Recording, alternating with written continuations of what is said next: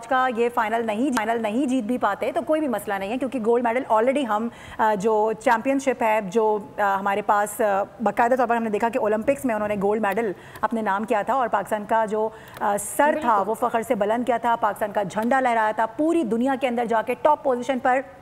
और पेरिस के मैदान में जिस तरीके से वो पेरिस जहाँ पर लोग जाने के ख्वाब देखा करते हैं, और वही ख्वाब अरशद नदीम का भी था जहाँ पर जाके उन्होंने सब्ज़ हिलाली परचम को लहराया। आज भी हम दुआ गो हैं कि सब्ज़ हिलाली परचम सबसे ऊंचा सबसे ऊपर लहराता हुआ नजर आए।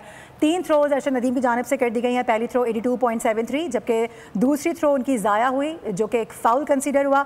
Third throw was 82.75।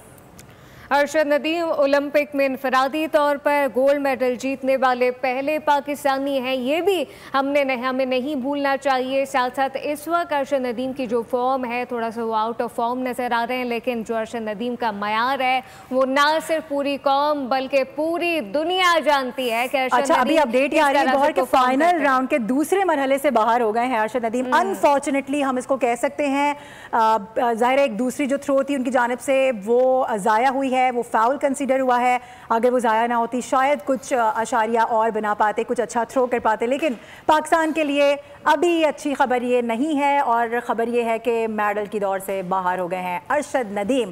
Final round के दूसरे मरहले से अरशद नदीम बाहर हो गए हैं। अब तो आज ये कहा जा सकता है कि उनकी जानिब से बहुत अच्छा परफॉर्म नहीं किया गया है। अरशद नदीम फाइनल राउंड के दूसरे मरहले से बाहर हो गए हैं। खबरों का सिलसिला जारी है, वक्त हुआ एक ब्रेक का।